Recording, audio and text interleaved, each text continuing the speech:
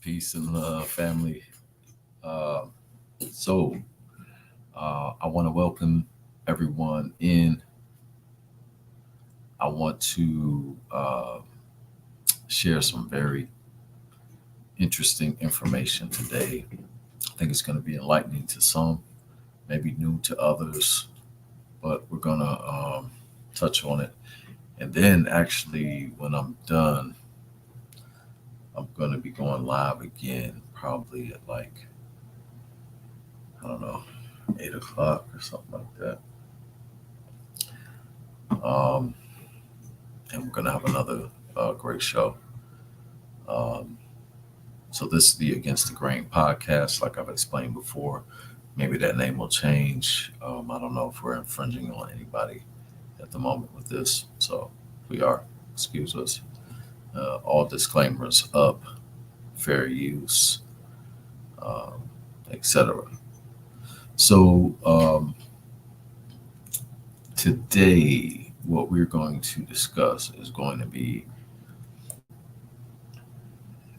some very interesting information. Give me 1 second so I can get everything boom posted up here.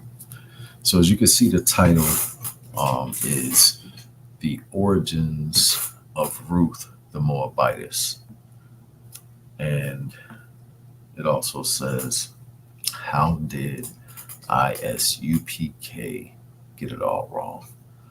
And I just want to be clear, this is not a shot necessarily at the organization, but there was a brother a few months back who made some claims about Ruth, and someone brought it to my attention. Um, I really wasn't interested in watching it, but when I watched it, it became apparent how misinformed the position of our Hebrew Israelite brother. I think his name is Captain. Uh, excuse me. I know I have it in here somewhere. It's on the thumbnail. You know what I'm talking about. Anyway, that guy, he was making some claims about Ruth and Moab and Moabites, Moabitish, uh, really Moabitish. And, um, I'm one of those people who, when I hear something, I definitely, especially if it's something different from how I may uh, perceive the information. Let me switch the screen over here so I can basically be talking to you guys. I don't want to be looking away. Let me let's fix this. Okay. So I want to make sure I cover this information clearly because there were certain claims made. And I just want to clear it up. So let me share my screen here. Excuse me.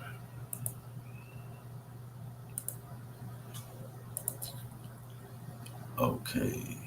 Boom. So what we have here, let me actually change this. Boom. Okay. So hopefully everyone can see that clearly. Matter of fact, let me back it up just a little bit because the claim being made here is that Ruth in the biblical narrative, the question rather was, what is her nationality?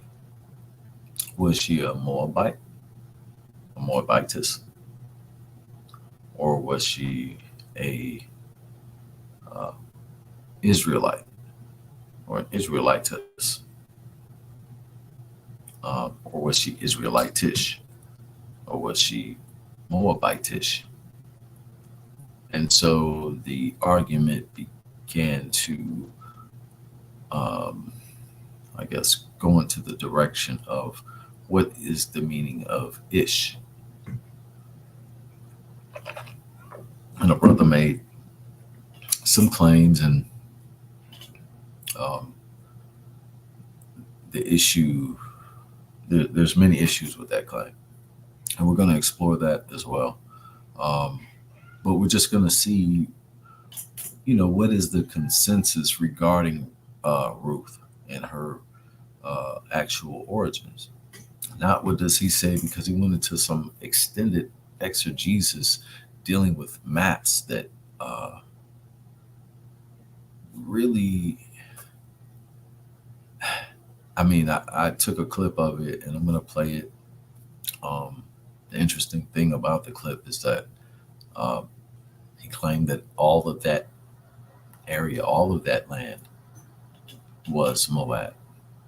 It's just that they ended up killing, taking it. So I'm gonna play that, but I want to start here. So as you can see, Moab um, literally means of the father. Okay, let's see here. You can see the Hebrew Moab. These rep Moab. This makes. Let me make this bigger. I'm sorry if you guys can't see it. My apologies. All right, so as you can see here, Moab, Moabite, Moabites, right? Moab, Moabitish. All of these things are part and partial. As you can see here, you can Greek for Moab. So we understand what we're looking at on a basic level. Now we look at Moabite. You can see here Moab, Moabite, Moabite, Moabites, Moab, Moabitish. Okay, you can see. We'll continue. Hopefully that was large enough. Hold on.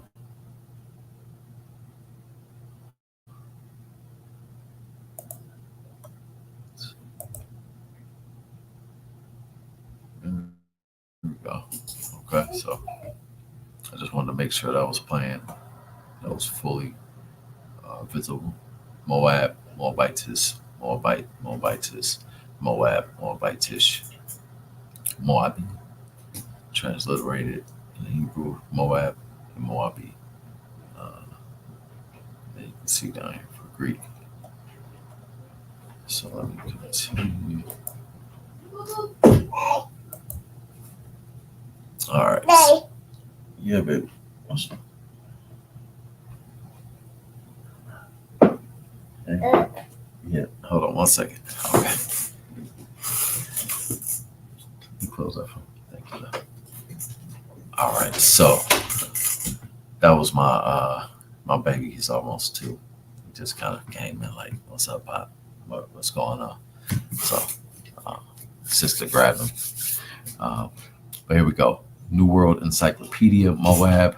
Let me make this a little bit bigger because I'm gonna go ahead and read this so that we're all on the same page. Moab, Hebrew Moab, Greek Moab, is the historical name for a mountainous strip of land in modern-day Jordan, running along the eastern shore of the Dead Sea. In ancient times, it was home to the kingdom of the Moabites, a people often in conflict with their Israelite neighbors to the west. The Moabites were a historical people whose existence is attested to by numerous archaeological finds, most notably the Mishnah Stele, which describes the Moabite victory over the unnamed son of King Omri of Israel, 2 Kings 3. Their capital Their capital was Debunked, located next to the modern Jordanian town of Deban. In the Bible, the Moabites are said to be descended from Abraham's nephew Lot, and were thus not included among the peoples to be driven out by the Israelites when they entered Canaan. You heard that part. The Israelite tribes of Reuben and Gad settled among them, sometimes living peacefully and occasionally causing concern of disloyalty among other tribes. King David was of Moabite lineage through his grandmother Ruth.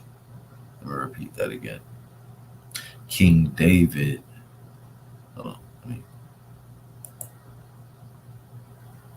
King David was of Moabite lineage through his grandmother Ruth. Okay, and we're going to go deeper into that because we're going to talk about who was Ruth's father. Let's dig a little bit deeper, y'all. Hold on. Let's see here.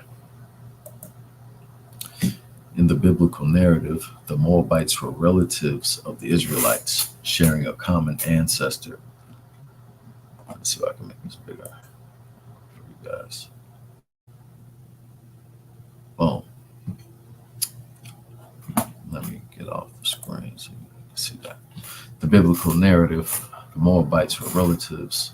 In the biblical narrative, the Moabites were relatives of the Israelites, sharing a common ancestor, Terah, the father of the brothers Abraham and Haran. Haran was the father of Lot, who was the father of Moab and Ammon. Intermarriage between Israelites and Moabites was not forbidden, as it was concerning Canaanite tribes. The children of mixed marriages with Moabites or Ammonites were considered mimsers, meaning that they could not enter fully into the congregation of Israel until the 10th generation. This rule, however, must belong to a later time, for Israel's most pious king, David, was of Moabite descent, with only 3 generations intervening.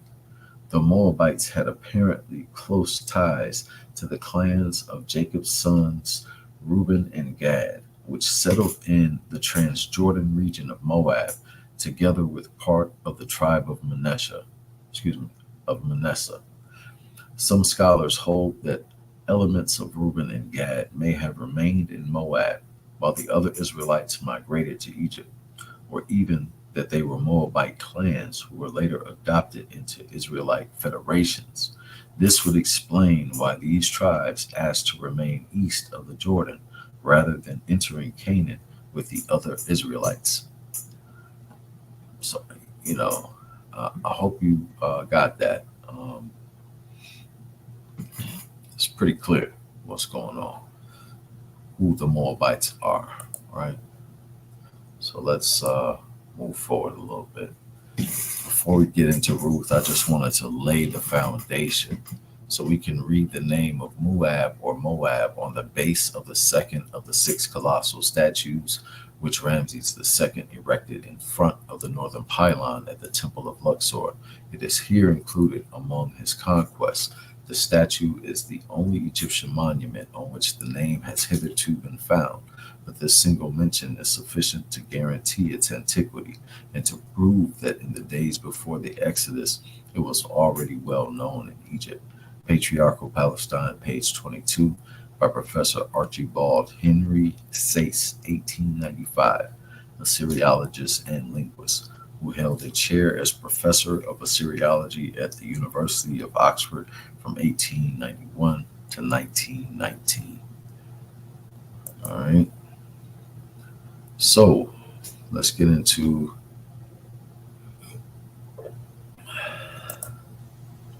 the first piece or the first question.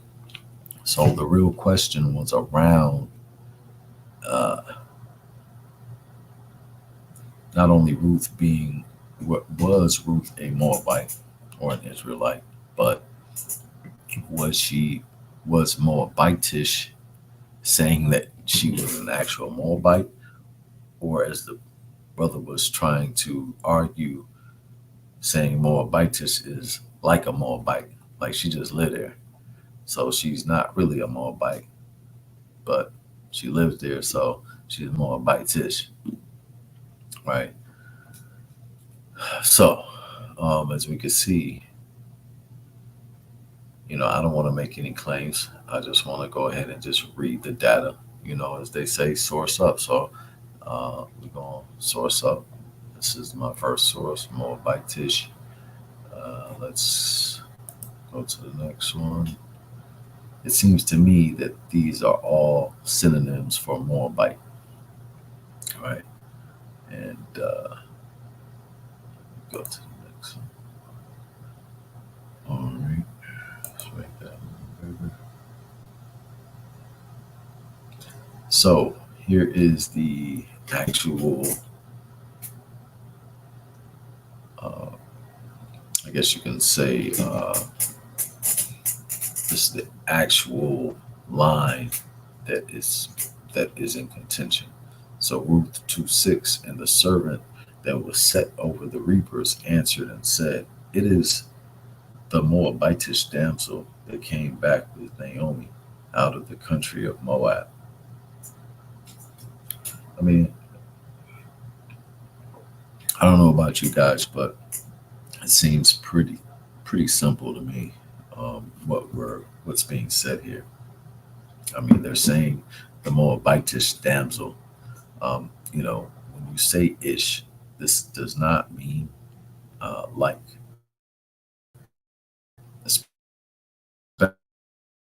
especially in that time. And what I'll end up showing is that this ish has a much, I guess you can say, recent date of use in the form of like. But in these times, if you were to say Moabitish, you were saying from that, of that, a representation of that, you know, uh, that it falls under that umbrella. So saying Moabitish, damn, so they came back with Naomi out of the country of Moab. So she's Moabitish and she came from Moab. So to me, this is not a big. I don't really see the argument personally.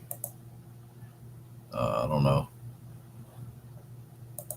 That didn't really make sense to me. But when we look at it a little bit deeper, let's see what we got, y'all. Uh, an adjective, ish, an adjective, word forming element, Old English, is of the nativity or country of the nativity, right? Born there or from that country, right? In later use of the nature or character of, meaning you rock like them. You know what I'm saying? Your nature is that. Your character is of that. Okay. From Proto-Germanic suffix iska, cognates, Old Saxon isk, Old Friskan esk, Old Norse isker, Swedish and Danish sk, Dutch sh, Old High German isk, German ish, Gothic isks, cognate with Greek diminutive suffix iskos in its oldest form with altered stem vowel, French Welsh. The Germanic suffix was borrowed into Italian and Spanish esco and French esque, colloquially attached to hours to denote approximation in 1916. So approximation, that's like saying it's 7:30ish, right? The ish in verbs abolish, establish, finish, punish, etc. is a mere terminal relic from the old French present participle. So, um, as you can see, the basis of me showing you this is that the meaning, if somebody says ish, Moabitish, they're saying, or Moorish, right? Jewish. I'm not saying like a Jew. I know people like to use that. That's not true. you know. So at the end of the day, it means basically the nativity or country of, or the nature or character of, right? So you're representing that thing. They're coming from that place or that country. You're born there. You are a native, nativity, a native of that land. So Ruth is a native. That's why they called her a Moabitish damsel, a native woman of Moab. It's very simple. It's not even an argument. The debate was pretty much useless. However, it showed and proved that there is a big misunderstanding that exists. Let's see here. So Ruth the Moabitess. So yeah, there's only one line. This is one thing that they don't tell you, is that there's really only one line in the Bible where Ruth is referenced as Moabitish. All right, from the country, from the country of Moab. All right, that's Ruth 2:6. Excuse me. But check this out. I found this to be interesting when I looked into this. As you can see, Ruth the Moabitess, Ruth literally means a female friend. You see here, this is Strong's Concordance, Strong's definition legend, the ancestor of David and of Christ. Right? You guys see that? So, Ruth the Moabitess, the ancestor of David and Christ. Ruth, Hebrew origin, Ruth, a Moabitess, Ruth. Right? S. So we notice this S seems different from the ish, right? Is there a difference? Let's explore that. But let's read the rest of this just so we're clear. Let's see here. In Joseph, Ant 592. Okay, for a female friend, Ruth, a Moabitish woman, one of the ancestors of King David, whose history is related in the canonical book bearing her name, Ruth. Okay. This is what I wanted to show you. Let me see if I can make it clear. Not distorting it. You guys can see here. Let's see. Moabitess, it occurs 6 times. Moabitess. Why is that used so much? So I just wanted to get this on here. So Ruth 1:22, because they didn't mention any of this in the debate. It may have been mentioned briefly. I may have forgotten, I may have missed that, but I didn't see anybody. This was not brought up. It turned into some kind of weird, I want to learn from you session. So I'm not sure. But anyway, so Naomi returned, and Ruth the Moabitess, her daughter-in-law, with her, which returned out of the country of Moab, and they came to Bethlehem in the beginning of barley harvest. Okay, Ruth 2:2.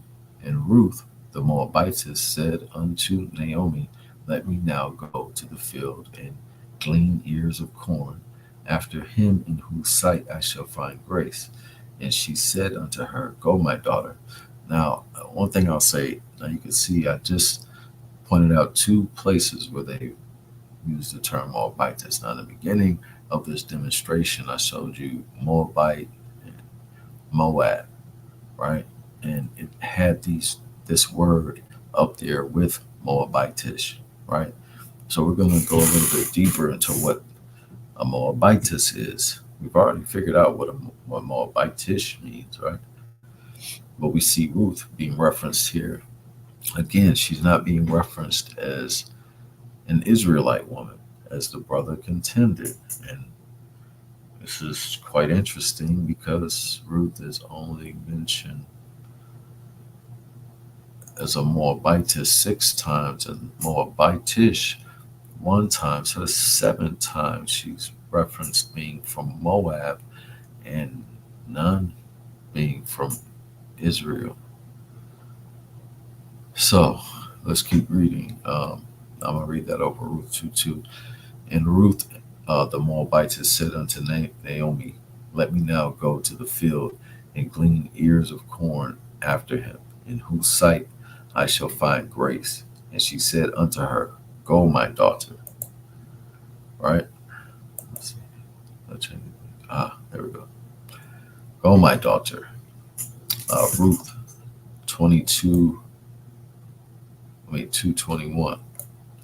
And Ruth the Moabitess again said, he said unto me also, thou shalt keep fast by my young men until they have ended all my harvest. Ruth 4:5. Then said Boaz, what day thou buyest the field of the hand of Naomi, thou must buy it also of Ruth the Moabitess, the wife of the dead, and raise up the name of the dead upon his inheritance. Ruth 4:10. Moreover, Ruth the Moabitess, the wife of Mahlon, have I purchased to be my wife, to raise up the name of the dead upon his inheritance, that the name of the dead be not cut off from amongst his brethren, and from the gate of his place ye are witnesses this day. Here we go. 2 Chronicles 24:26.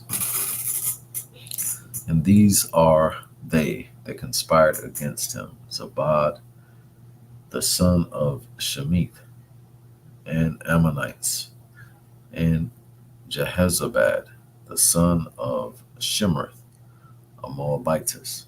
So this is another Moabitess that's mentioned.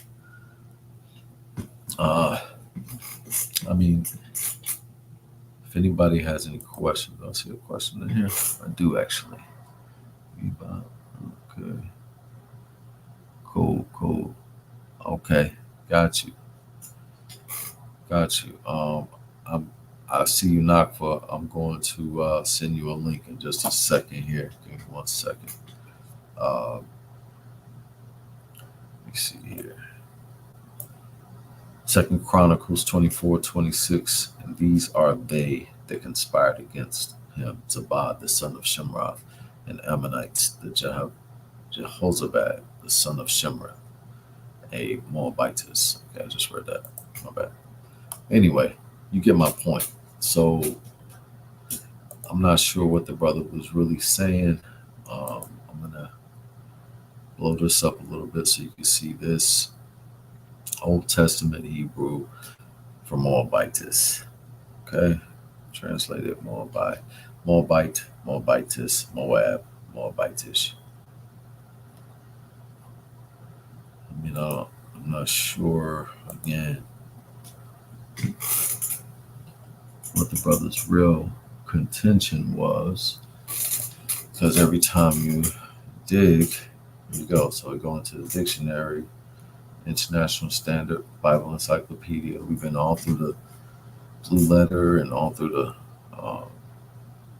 Strong's Concordance. Now we're in International Standard Bible Encyclopedia. Moabites, Moabia. So Moabites, right? Moabites, Moabia, a woman. And plural, woman of Moab. So Moabites. So Ruth was called Moabites 5 times, and Moabitish 1 more time. So that's 6 times. We got the sister being referenced as a Moabitess or Moabitish woman. a woman in plural woman of Moab. The term is applied to Ruth. See there, multiple times to some of Solomon's wives. Okay, so there's even more references. You see that? Uh, and to Shimron, which we just read, whose son shared in the murder of King Josiah. So we just read that. Um, so yeah, just make sure you get this information out to the brother. I don't know any of those guys. Captain Tazaryach and the guy who was actually having the debate, Taza Zakata Sakata. I don't mean to butcher your name, brother. I'm sorry. I apologize. Taza Captain, you know who I'm talking to. But anyway, I know Tazaryach because he's been around for a minute. Is the other guy Kataza? Kataza? Is that right? I may have it mixed up with somebody else. But anyway, so as we can see here, now that we've explored ish, now we're exploring S, right? We just found many different forms of S. So as we can see, anytime we use ESS, we're talking about the feminine suffix, right? So it's denoting a feminine version of whatever we're talking about. From French S, from late Latin issa, from Greek issa, cognate with Old English feminine agent suffix ikye, rare in classical Greek but more common later in diakonisa, deaconess, and other church terms picked up by Latin. So, yeah, just another example just to show and prove of what we're talking about. Here we have the history of S. Like, I'm a cross reference. I'm going to make sure that we are fully covered for this information. Let me go off the screen so you can see everything. So, Harrison Middleton University, history of S. And we'll just skip right on down. S from the S of it's a Greek. We just talked about all of that, right? Merriam-Webster online. English borrows words from many languages. One way to identify the origin of a word is to look at the word parts. Today's blog will outline some details about the suffix s or s when investigating a single morpheme such as s. The dictionary is a good place to start. In this case, the Merriam-Webster dictionary lists s as a noun suffix, which means female. In other words, s does not mean female by itself, but that when attaching it to a specific noun, that noun becomes gendered. So instead of steward, we have stewardess, or a female flight attendant, for example. Instead of host, we have hostess. Just like for Moabite, we have Moabitess. So this is not any rocket science involved here, or Moabitish. So I'm just rolling through these. So what was Ruth? What race was Ruth in the Bible? And this is, as you can see, Jewish Women's Archive. Okay, so we're not asking some guy on the corner yelling at folks, in funny costumes, what he thinks that this is. We're gonna go to the biblical scholars. We're gonna go to the sources where people have already done this research, and as we can already see, I've done this research and it's already clear. But now we're just looking at what others have to say, and it's important to cross-reference with other scholarly opinions, so we can, if there is an issue, let's see what that issue is.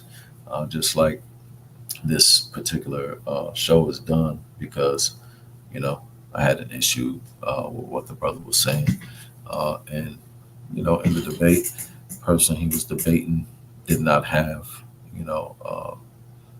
I guess a convincing enough arsenal. He often is left, um, you know, looking very unprepared. So with that, we'll just read this part. What race was Ruth in the Bible? It says Moabite woman. Ruth is a Moabite woman who marries a Judean immigrant named Malone, right? Upon his death, she becomes a childless widow who chooses to accompany her mother-in-law, Naomi, to Judah. Right? Very simple. Hopefully y'all can see that. Who was Ruth's dad in the Bible? According to the Ruth Rabbah, Ruth was, you guys can look that up. Won't go too far into it, but again, it's another biblical scholarly book written about 1,500 years ago. Yeah, it's about 1,500 years ago. But yeah, you can check it out and see what it has to say. But Ruth was Orpah's sister, and the two were daughters of Eglon, the king of Moab. According to the same text, let me make this bigger so you guys can read it. Put this together. All right, let me make it bigger. Boom. Okay. According to the Ruth Rabbah, Ruth was Orpah's sister, and the two were daughters of Eglon, the king of Moab. According to the same text, Eglon was the son of Balak. Tamar Mir of the Jewish Women's Archive writes that Ruth and David, being descendants from these two men, is seen as a reward for them. That's deep. Okay. I ain't gonna get into that, but this is literally what you can find if you just type in Ruth on Wikipedia. And the reason why I'm using Wikipedia sources for this, not solely, but for some of this stuff, is because I don't need to go any deeper. This type of information is so surface level that you get this guy pulling up maps and trying to redistribute and try to flam. No, it was a simple question. What was Ruth the Moabitess or not? And it says it 5 times. Let's use a Moabitess, and 1 time let's use Moabitish. And we've dealt with those issues. We've dealt with those questions here abundantly. So please make sure that the ISUPK brothers get this information so that they can learn and have the right information, because I don't want them out here teaching if they don't have the right information. Because at the end of the day, those are my brothers, right? And although I'm a Moorish American, I also am a Hebrew. I'm Sephardic, right? We can go into that another day, but yeah, I'm Sephardic blood. So, I'm not throwing shots at my Hebrew brothers, my Israelite brothers. I'm just bringing some information to the forefront that I felt need to be clarified and discussed, just like I did the other day with Yahweh. So if you haven't seen that, make sure you go check that out. If you like the information you're seeing, if this is making any sense to you, feel free to hit like. Please subscribe, share it, etc. So let's see. I don't know how many more slides I got left. This is just a basic slide. We talked about earlier briefly as far as the archaeological evidence regarding Moab. Here is some of the archaeological evidence that you see go far back as 3,300 years circa. So, and just under 3,000 years for this. And this is, depending on who you talk to, this potentially is the oldest reference to, excuse me, this particular stone is a reference to Israel. It's one of the oldest. So um, I guess it's the second oldest uh, reference to Israel. So the Moabites, bearing witness, um, although it's to defeating the Israelites, but at the end of the day, Moabites and Israelites are cousins. So, but anyway, so I'm just going to read a few more slides. I think I got a few more slides left, and then I'm going to play a little video of the brother, and then I'm going to, get this thing popping. Get my brother on. We're going to have another show in just a minute. So, I'll make this bigger, y'all. Hold on, give me 1 second. Okay, man, come off here. So, Bunsen says in his philosophy of ancient history, and let me say this first, hold on. Boom. So I'm touching on this because the brother, I heard Captain Tazaryach just the other day.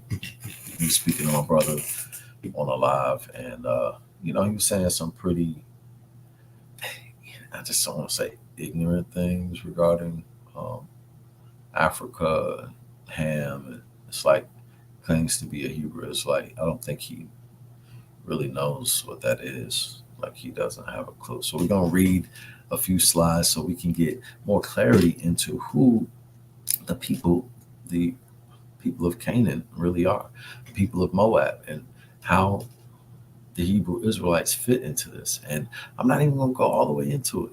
If they want to debate, maybe I'll really pull out the sources, but this is just I'm just gonna touch.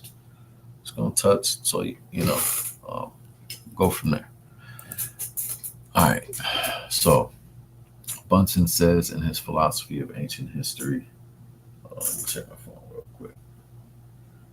Give me 1 second, family.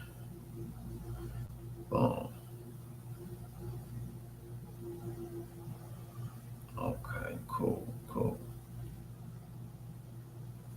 Apologies. All right. Bunsen says in his philosophy of ancient history, the Hamitic family, as Rawlinson proves, must be given the credit for being the fountainhead of civilization. This family comprised the ancient Ethiopians, the Egyptians, the original Canaanites, the old Chaldeans. The inscriptions of the Chaldean or Chaldean monuments prove their race affinity. The Bible proves the relationship. It names the sons of Ham as Cush, Mizrahim, Foot, and the race of Canaan. Mizrahim peopled Egypt and Canaan, the land later possessed by the Hebrews. Foot located in Africa, and Cush extended his colonies over a wide domain. Philosophy of Ancient History, Bunsen, page 51. So, don't count your eggs for they hatch, brother. Like, if y'all have different opinions about people and where you might come from and the origins of your people, you might want to keep it to yourself until you've done some more research, because you sound silly to those who have. So to be out here, ignoring Africa, you, you're not. It's sad. Okay, let me bring this up. Bunsen concludes by saying Kushite colonies were all along the southern shores of Asia and Africa. Let me bring this over here. Okay. And by the archaeological remains along the southern eastern coast of Arabia, the name Kush was given to 4 great areas: Media, Persia, Susiana, and Aria, or the whole territory between the Indus and Tigris in prehistoric times. In Africa, the Ethiopians, the Egyptians, the Libyans, the Canaanites, and the Phoenicians were all descendants of Ham. They were a black or dark colored race and the pioneers of our civilization. They were emphatically the monument builders on the plains of the Shinar and the valley of the Nile, from Meroe to Memphis. In southern Arabia, they erected wonderful edifices. They were responsible for the monuments that dot southern Siberia and in America, along the valley of the Mississippi down to Mexico, and in Peru, their images of monuments stand a voiceless witness. This was the ancient Kushite empire of Ethiopians that covered three worlds. So, when I'm having this conversation,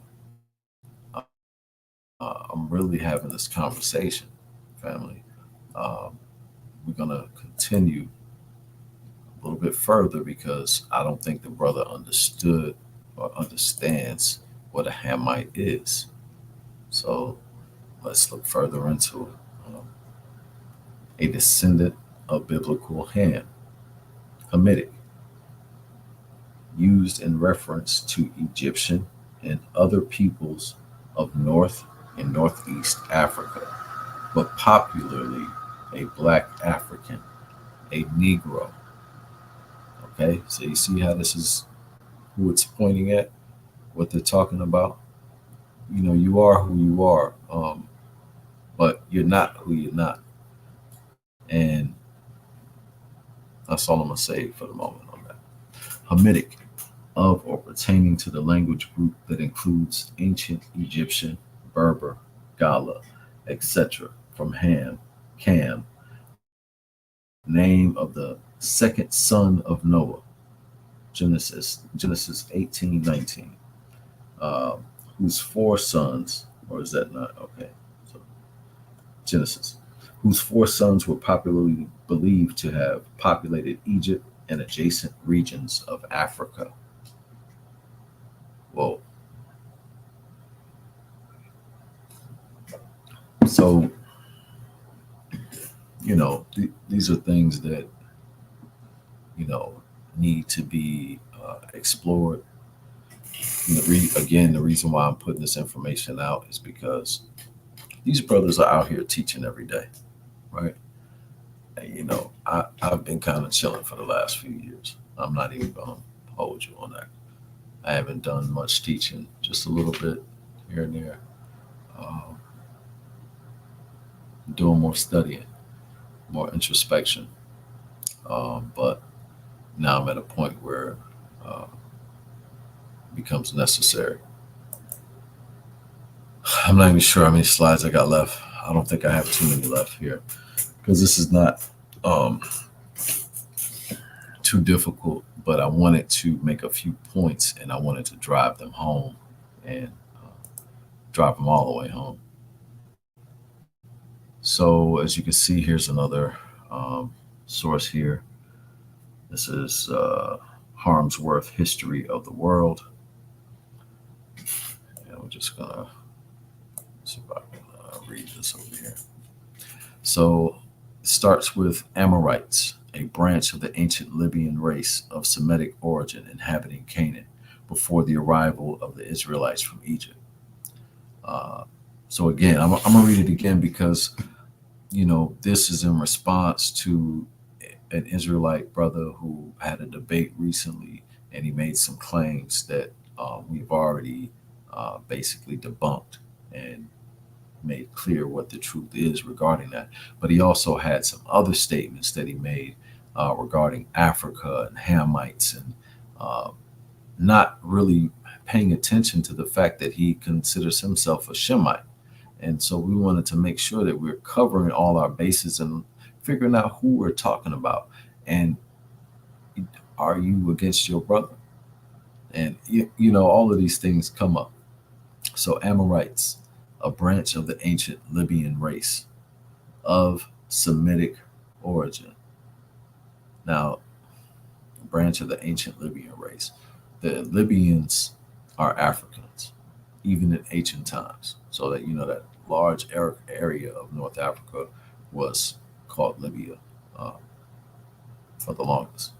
Right. So let's read it again. Amorites, a branch of the ancient Libyan race, Semitic origin, inhabiting Canaan before the arrival of the Israelites. From where? From Egypt. Where is Egypt? In Africa. Where? Where? So you're telling me that the Israelites came from Africa into Canaan? Okay. Okay. Canaanites, one of the main branches of the great Semitic family, inhabiting Palestine and the Mauritanian sea coast in ancient times. Hmm. Palestine. So, and the Mauritanian sea coast. So we're talking about the Moors. Okay, so let's read that again. The Canaanites, because if my Moors are listening, if you study your lessons, you know, Prophet Noble Drew Ali was definitely teaching this information. Canaanites, one of the main branches of the great Semitic family, inhabiting Palestine and the Mauritanian sea coast in ancient times, including Jews, Phoenicians, Carthaginians, Moabites, Amorites, Idumeans, and Philistines, a fierce and warlike people with a remarkable genius for religion, which has greatly influenced the modern world. Ethiopians, an ancient Berber tribe. I'm not even going to go there right now. Settled in Egypt at least 5,000 years ago, now represented by the fair Berbers of Mauritania. So there's a connection here, right? Go back to the top, read that, connect that. Homer called them blameless because he knew so little about them. And it says, see Nubians. So as you can see, family, this is, you know, again, I love my Israelite brothers. Um, I have no issues with them. And like I said, I'm Sephardic by blood, right? And I got some really good brothers. Let me send a shout out to my brother Sam. Salute. Uh, and I have a host of other brothers uh, that are solid. You know what I'm saying? So I just it has nothing to do with that.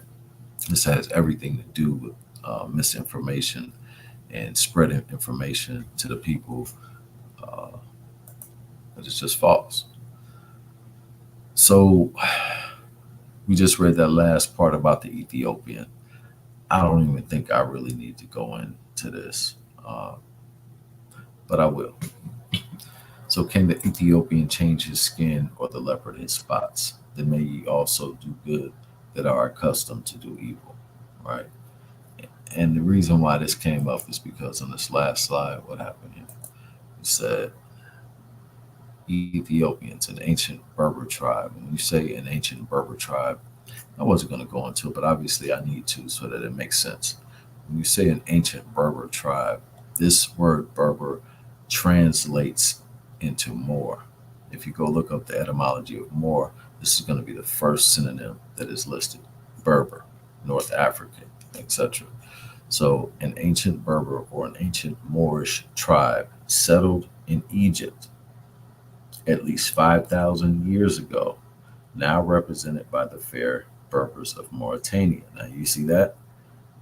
Now we're in Mauritania. These are the Moors. Homer called them blameless because he knew so little about them. And it says, see Nubians. So we can see the connection here. And this is what I'm saying. The brother was trying to disconnect from Africa. And here we see the clear connection direct. There is no disconnection. So Noble Drew Ali teaches that we are not black, Negro, colored, or Ethiopian, or African American.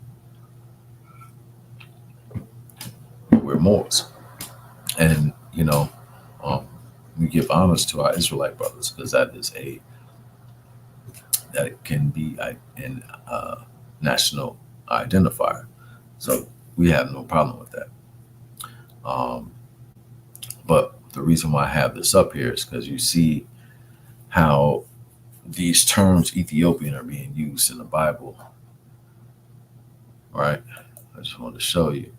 So when we go into this particular etymology, we see a page from Ella Levite, the 16th century Yiddish, Hebrew, Latin, German dictionary contains a list of nations, including the word, can't see that, Cushite or Cushi, translated to Latin as Aethiops and into German as Moor, right? So you can see that here, Moor.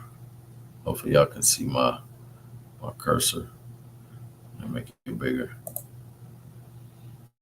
All right, so you can see here, Moor, Aethiops, right?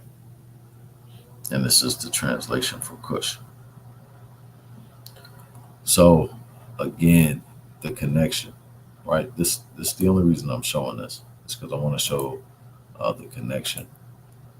Now I'm at the end of these slides, so what you see here, this is like a very ancient map of Moab and Ammon, right? As you can see, Canaan, right? You can look at all of these different cities, towns, right? Edom, Moab, Ammon, Gilead, right? You see all of these different cities, but what you don't see is there's no Israel here, right? Because they haven't got here yet. They're still in Africa. They're still in Egypt, according to the narrative, right? Because Moses was born in Egypt. Let's not forget that. Moses is an African who most likely spoke Giz. Let's not forget that part. Now, I believe I could be towards yeah, okay. I'm almost at the last slide, so I'm gonna let this play so y'all can hear what the brother said because I think this is important. Oh, I'm gonna try again. Oh no,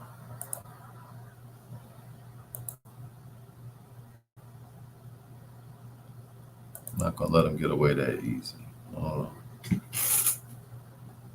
error occurred.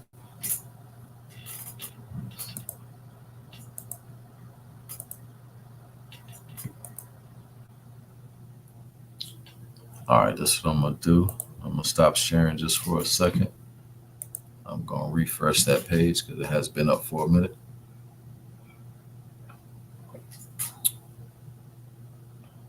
There we go. It's playing now.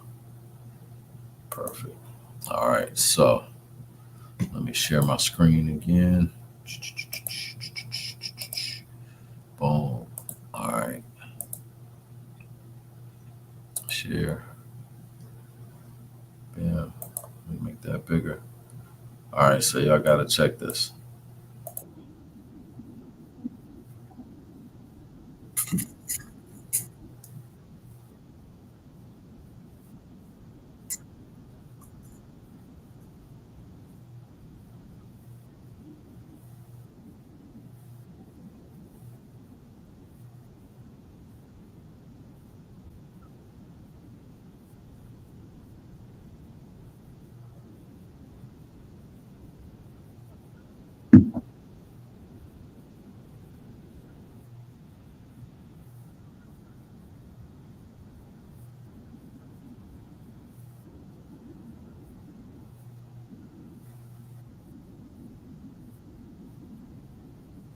You heard that, right?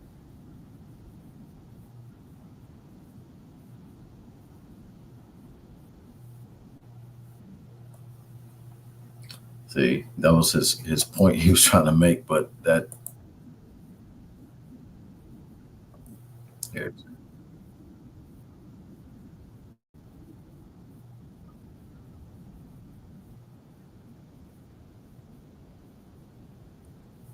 I missed it again. Bring it back.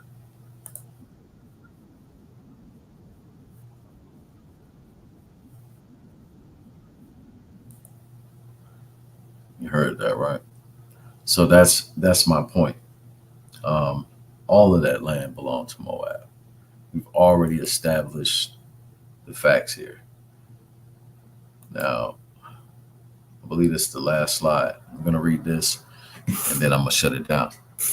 In the book Egyptian Romany, The Essence of Hispania by Mustafa Gadala on page 150, we read this combined alliance of rulers, Berbers and Arabs, mercenaries and tax collectors, had a common origin, the Moabite desert region.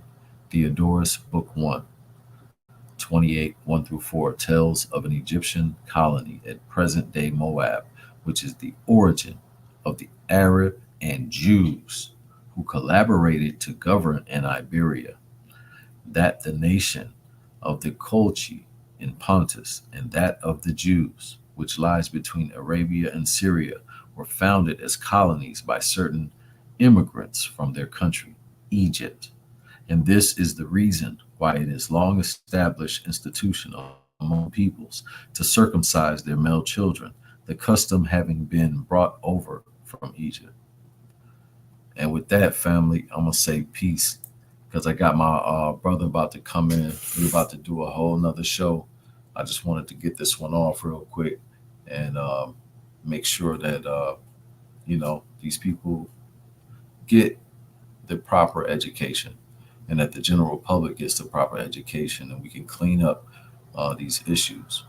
I'm gonna end the stream and then we're gonna be coming right back on. Peace.